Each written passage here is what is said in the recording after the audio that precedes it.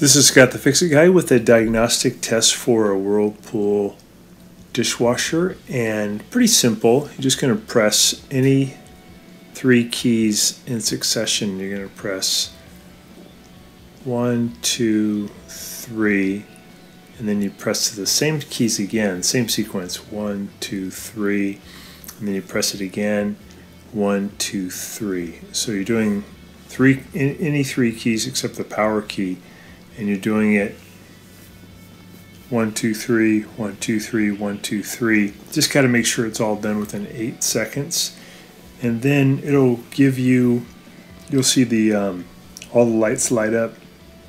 You'll see the display say 8888, and then it will give you the error codes that are stored, telling you what might be wrong with it. And also, if there's nothing wrong with it, I believe you'll see just an E followed by an F and no numbers. That would mean it's just no codes have been stored. When you remove the bottom panel of your dishwasher underneath the door, you'll find paperwork that shows how to run this same test, and also will give you any error codes and what they mean. So it's a technician sheet that we use as appliance technicians, but you can use it also to check to see what's going on with your dishwasher. This dishwasher just was having trouble filling. The fill valve was no longer working as well as it should, so I replaced the fill valve. But it's pretty easy to do the diagnostic. Again, you press 1, 2, 3, 1, 2, 3, 1, 2, 3.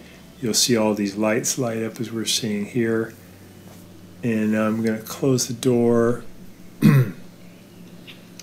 When I open it back up, I'm getting the E followed by the F, and that's just the way that it indicates that no error codes had been stored.